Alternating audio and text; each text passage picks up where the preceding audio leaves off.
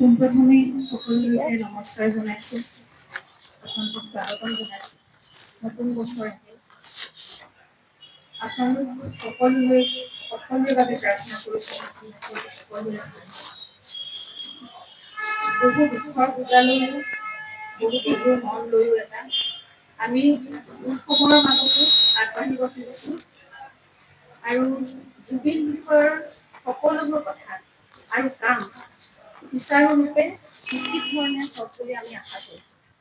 তেতিয়া আমাৰ ঘৰখনৰ বাবেও অকণমান কিবা এটা আশা ঘূৰি আহিব।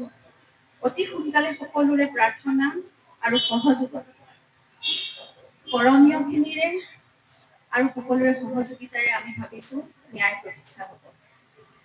এই ন্যায়ৰ প্ৰক্ৰিয়াত আমি প্ৰত্যেকেই কৰিবলগীয়াখিনি সততাৰে কৰি গ'লে আমি বিচৰা ধৰণেৰে বা আশা কৰা ধৰণেৰে প্ৰক্ৰিয়াটো সোনকালে সম্পন্ন হ'ব। আৰু তেতিয়ালৈকে আমি প্ৰয়োজনীয় সকলো কৰি থাকিম, কৰি যাবই লাগিব, কৰি থাকিবই লাগিব। কিন্তু তাৰ সমান্তৰালকৈ আমাৰ যুৱ স্ৰষ্টাজনৰ বাবে, আমাৰ প্ৰাণৰ মানুহজনৰ বাবে, তেওঁৰ আদৰ্শৰ বাবে, তেওঁৰ সপোনবোৰৰ বাবে আৰু তেওঁ ভাল পোৱা কামবোৰেৰে আমি সকলোৱে একেলগে মিলি আগবাঢ়ি যাব লাগিব, তেওঁক চলাই নিব লাগিব।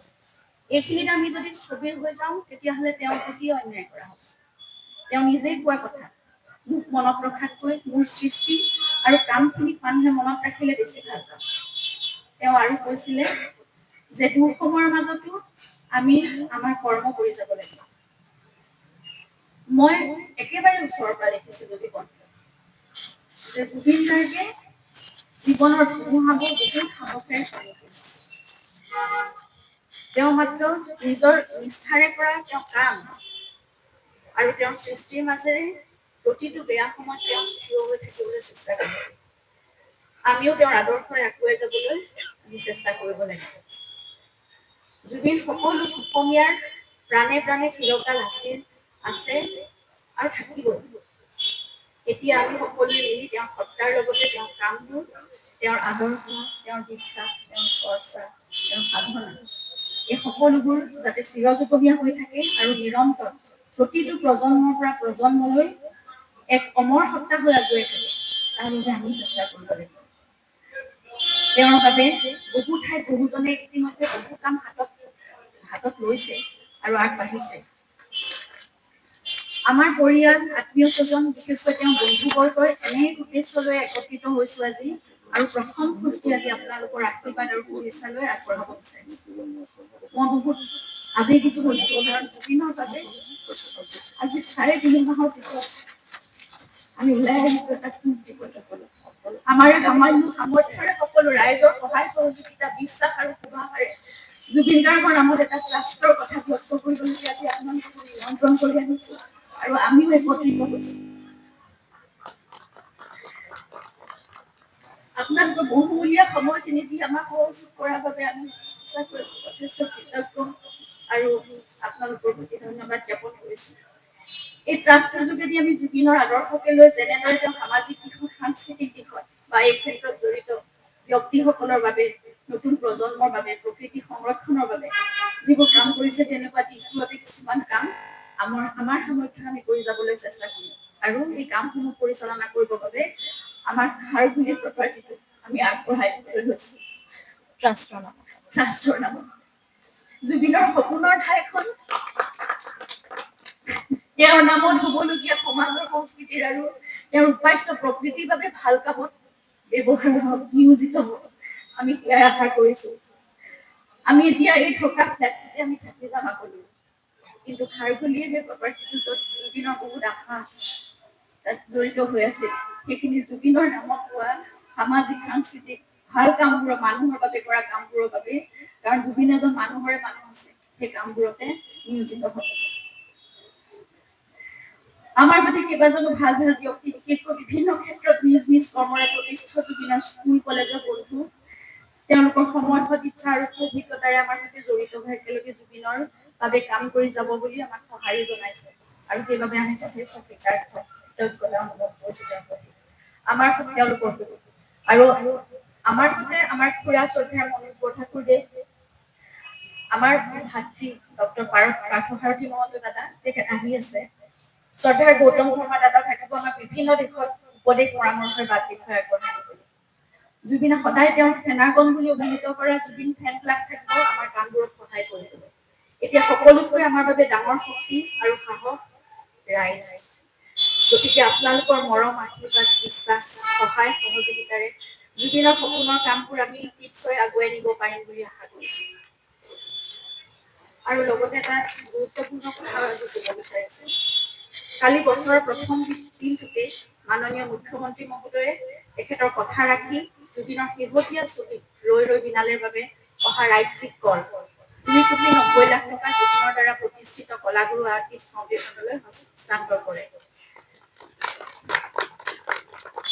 কলাগুৰু আৰ্টিষ্ট ফাউণ্ডেশ্যন অসমৰ শিল্পীসকলৰ সামূহিক কল্যাণৰ উদ্দেশ্যে গঠন হোৱা এক মঞ্চ।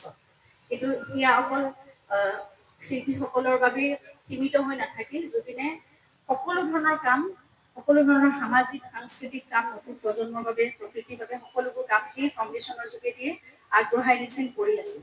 গতিকে এতিয়া কলাগুৰু আৰ্টিষ্ট ফাউণ্ডেশ্যনৰ অসমৰ আমি এই মঞ্চখনৰ যোগেদিয়ে জুবিন গাৰ্গৰ সামাজিক সাংস্কৃতিক আৰু প্ৰকৃতি সংৰক্ষণৰ বাবে কৰা কামবোৰৰ সংবৰ্ধন আৰু সম্প্ৰসাৰণ কৰিবলৈ সংকল্পবদ্ধ হৈছে।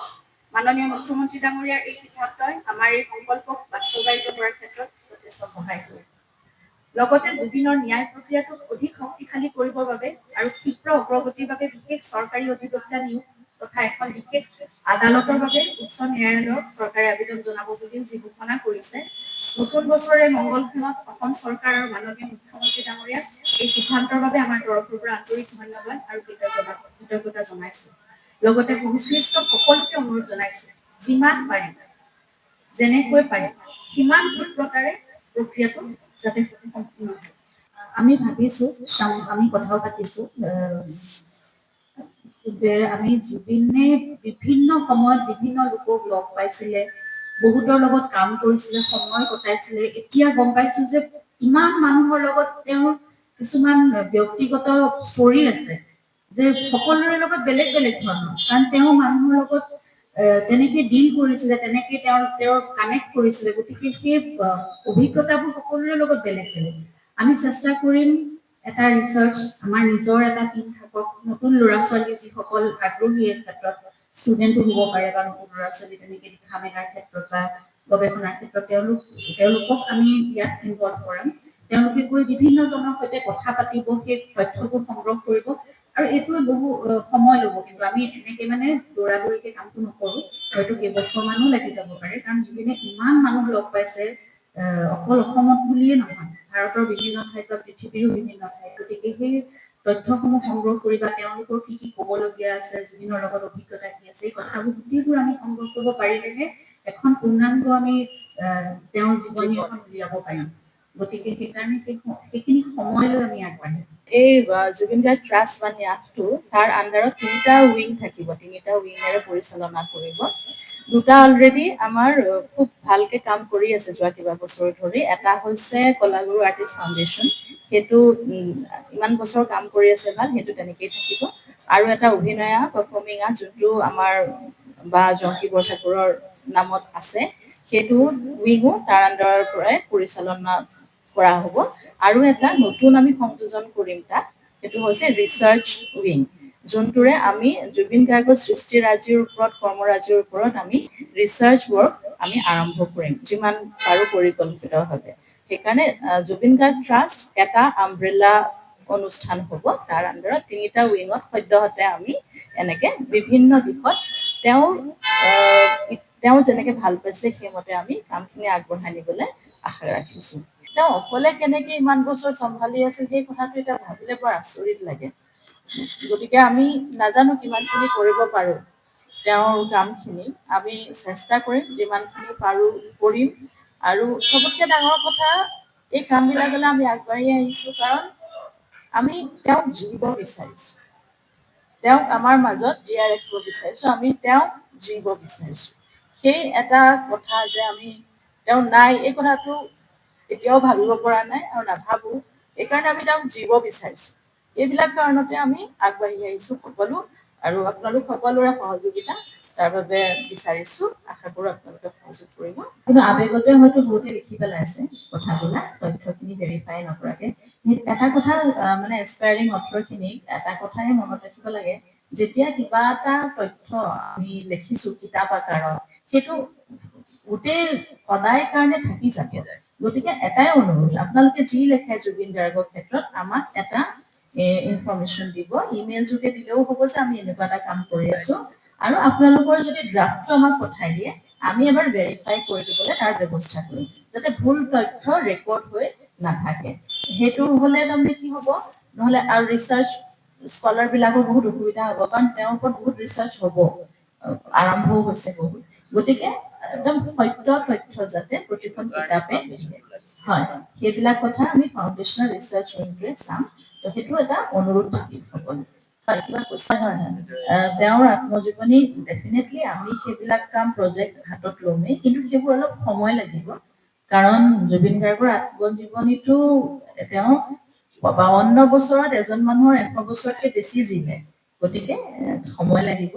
আমি নিশ্চয় তেনেকুৱা ধৰণৰ আমি প্ৰজেক্ট ল'মেই হাতত, আৰু ৰাইজলৈ আমি